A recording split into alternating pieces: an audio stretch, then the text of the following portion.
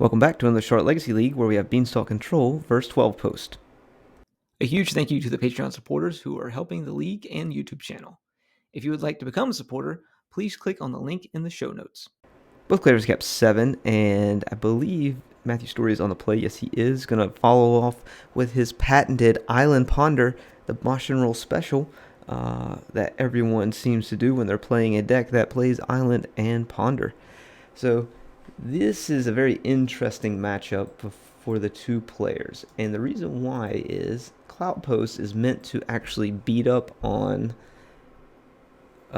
Beanstalk Control, because it can go over the top with gigantic monsters like Ulamog and Emrakul. It has Cavern of Souls to name Titan, so you can, or Giants, so you can play your Primeval Titans. Crop rotations to have fun, One Rings to draw more cards, Once Upon a Time's to dig kind of thing. Where the Beanstalk control deck has to get the beans online and then start actually casting their spells, which can be not difficult for them. Brad just casually tossing a Elvish, whatever the fuck that, what's that bitch's name? Elvish something. Spirit Guide. She's a Spirit Guide, yeah. Elvish Spirit Guide. And plays Pithing Needle. I'm sure that he's going to wish that he named the Miracle of Triumph of St. Catherine with that Pithing Needle. I don't think that actually works, though. I'll need to double check that. No, I don't think it actually does work that way. I think you can stifle that, but you can't actually Pithing Needle Miracle because it's a trigger. Yeah, you can't Pithing Needle it. You have to stifle it or nimble obstruction it or something along those lines. So yeah, imagine he names Wasteland not knowing that he is going up against the Beans deck up front, and he uses his Cloud Post and goes and gets a Maze of Ith to stop this Triumph of St. Catherine from just beating him to death. Now we will see a Brainstorm from Matthew Story here at end step. And unfortunately, he does have another Triumph of St. Catherine in his hand. So it's fleeting for that one Maze of Ith. And that's just how these Beanstalk decks roll. It feels like it's just as fast as Initiative when it comes to these big-ass monsters coming into play, along with all the permission and control aspects of a normal, like, 4-color control deck, just with big fucking beaters that also happens just to draw a bunch of cards when it casts them off the Beanstalks. So yeah, them beans, yo. It makes it very difficult, but there's the namesake of the deck, and it just gets out of hand very quickly for any player who is trying to beat up on this deck. So it does have an Eye of Ugin. If he would have, even then, like, he only had 4 mana there. He needs some more mana, which is unfortunate. And it's just, yeah, it's kind of tough. So another bean. So we'll see this get even more out of hand here with drawing another card. It looks like he has a Murktide in his hand now too. So, and he has a Force of Will for anything that Brad wants to cast. So he's going to draw 2 cards off of Force of Will if he, pitches one. So he's not even 2 for 1ing himself. He's just card parity the whole time. All right, nothing great for Brad here. Drew an Emrakul, but no mana to use it at the moment. And he's got two St. Catherines to pull it down. Force of Will in Matt's hand, as well as it looks like a Swords of Plowshare. Well in control of this. We can talk about the Beans deck for a minute. We all know what the Beans deck does, and it's not really that great. If I can learn how to click. So Matthew's Beans deck is pretty standard from the Players Tournament still. 4 Bowmasters, 3 St. Catherines, 3 Murktides, 4 Plows, 4 Forces, 2 Force Negations, 4 Brainstorms, 4 Ponders, Witherbloom, 2 Luring Revealeds, and a Terminus. His enchantment suite are, of course, 4 Beans, 4 Ley Lines, and 1 Dress Down, just to hit you in the nuts if you're playing something else. So there's a Titan, and we'll see a Hardcast Force of Will, and Brad's going to pack it up. If you've been enjoying our content, please be sure to like, subscribe, and leave a comment below.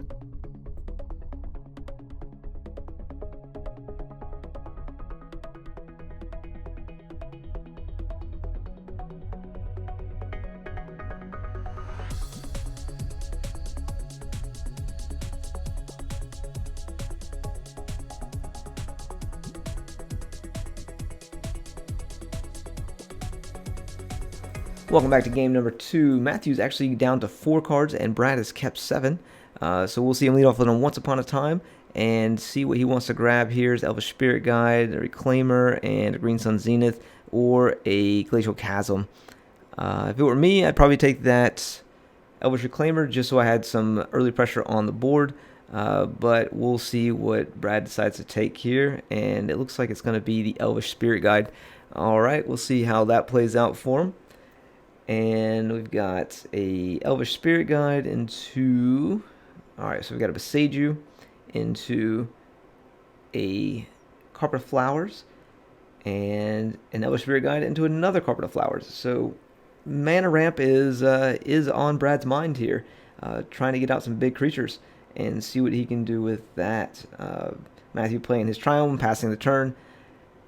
Brad has access to 3 mana right now during his main phase, and if he plays another land, he'll have 4. We'll see if he has anything to cast with that. That does not. There's a Cloud Post.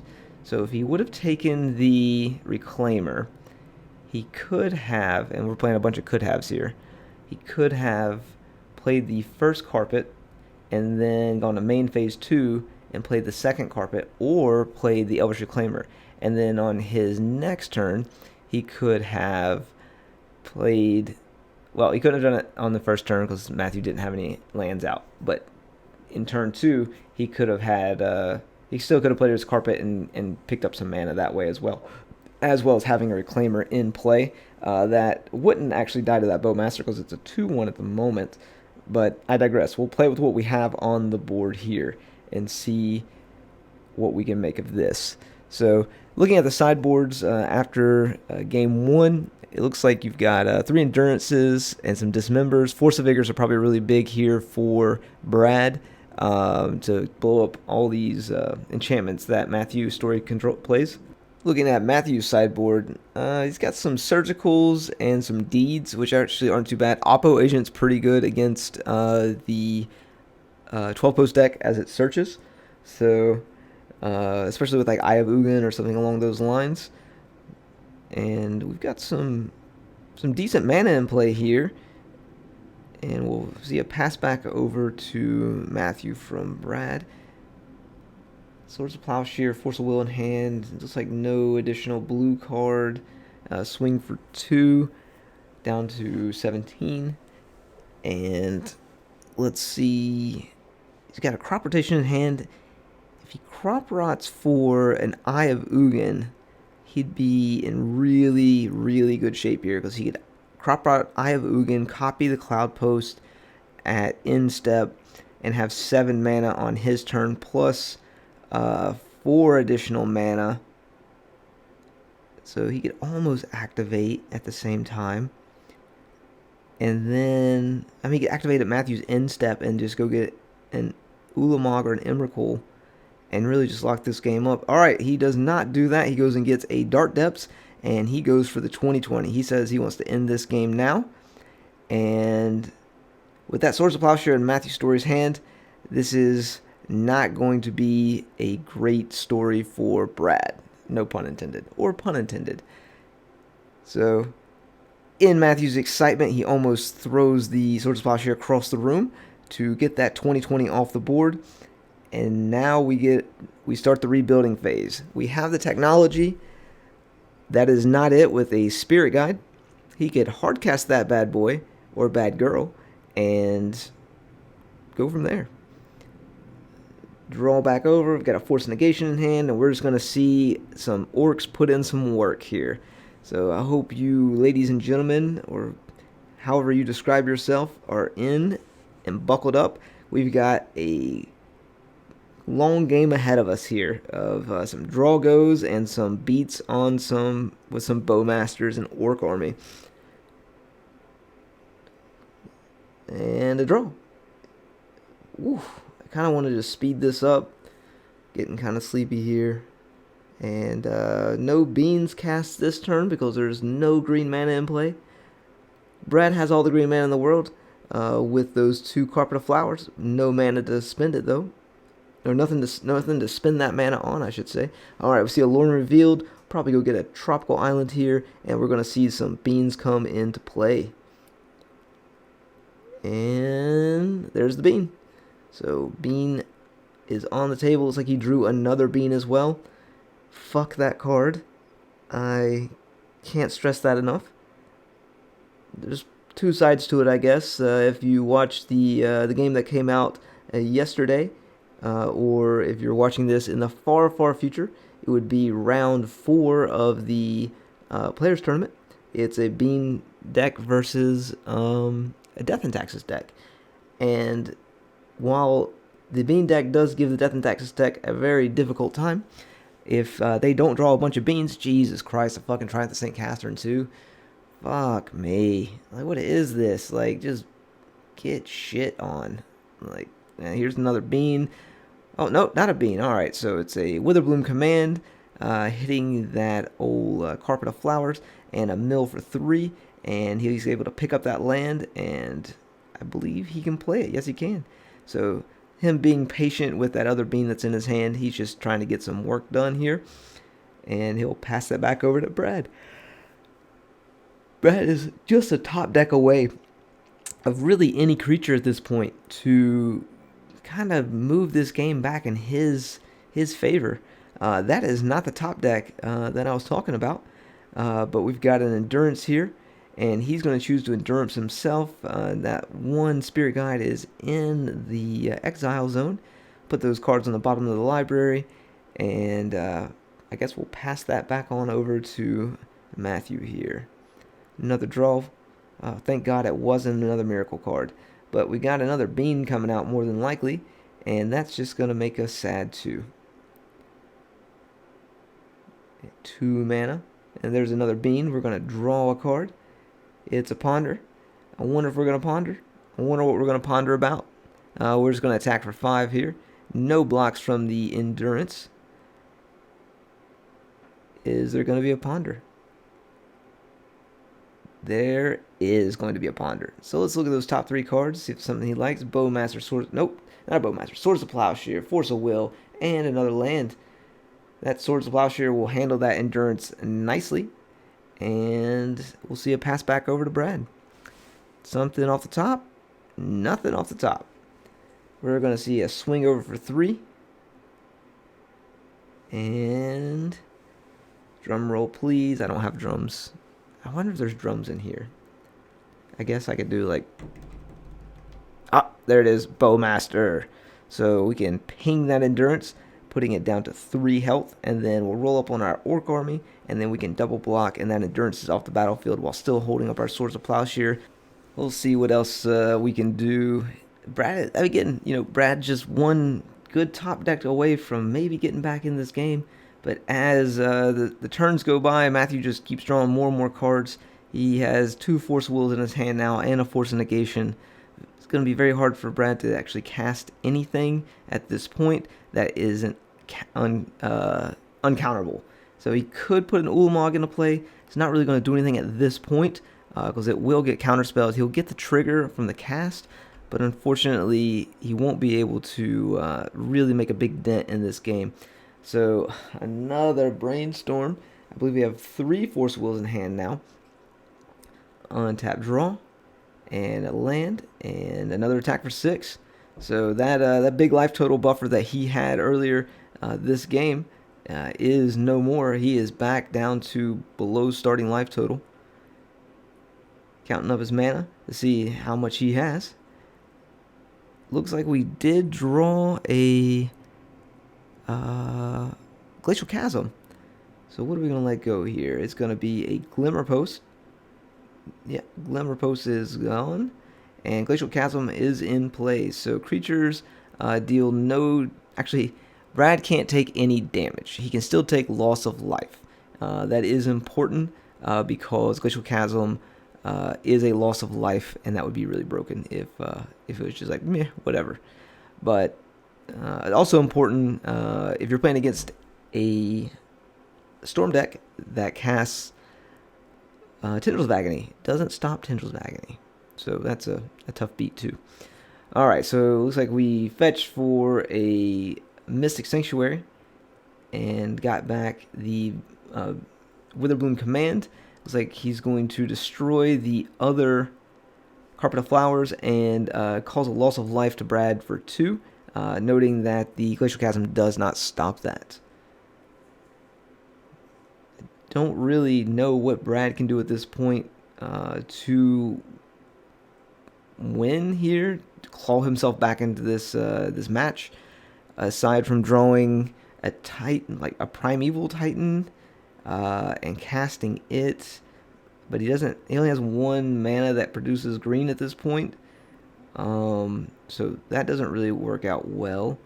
We do have a Lost Cavern coming into play, copying that Glimmer Post, so it looks like he can gain 1, 2, 3, 4 life, putting it back up to 19. So it's like that first Glacial Chasm never happened, but he still is short on green mana. Pondering off the top here, finding a Leyline Binding, just so many cards in Matthew Story's hand with so much selection available to him. Not really a concern here. So Alluring Reveal is going to draw 2, and then going to draw 3 more. Ancestral Recall, eat your heart out, even though that costs 5 mana. But so much mana, so many cards in hand, so much mana available, so many counter spells available. Matthew just chucking stuff away at this point because it doesn't even really matter. Just throwing a Triumphant St. Catherine in the graveyard because this game is basically locked up. If you're still with us, I appreciate it. Brad's just counting his mana, gives him something to do while he's just sitting there waiting for Matthew's Story to pummel him. So we'll see an untap step here and another 4 life loss off of that Glacial Chasm.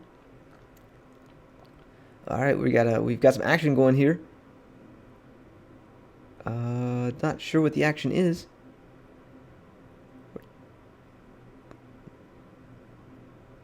We copied something with the Thespian Stage, but I'm not entirely sure.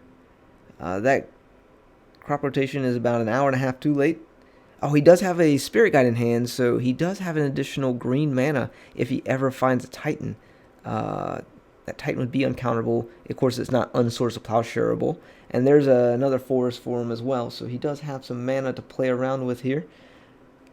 Eye of Ugin, I think, would have been the game decider in this particular match, especially in this game number 2. Leyline Binding, Triumphant St. Catherine, another Beanstalk. What do you want? Here it comes. It's however you want it. Matthew Story is completely in control of this match. Leyline Binding just for shits and giggles. Got a Savannah out of hand and then a pass. Sitting on 7 cards. About to take 6 damage, or 6 loss of life, going down to 9. What do we have now? There's an Elvish Acclaimer and a crop rotation for triple Force of Will. That's not great. We might as well crop rotate first and see how that goes. I imagine it's going to be just a hard cast Force of Will at this point.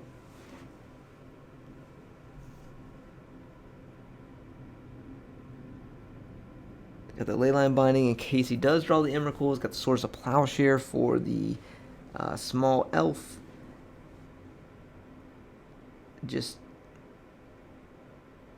just tough here. You want the man to win, but Matthew doesn't care that this man has a family and is just here to draw cards and shit on dreams. And that's all there is to it. Just, he's a dream shitting man. Dream crushing. Not the ideal way we wanted to send Brad off in his new adventures in upstate PA. This is his last match on camera with us until he comes to graces with his presence again in North Carolina. But he did put up a fight. And here is his last ditch effort with a crop rotation, sacrificing the forest. And we'll see a hardcast force negation because, again, Dream Crusher Matthew just at it again. He's just beating up on people last night. I believe he went 3-0 last night.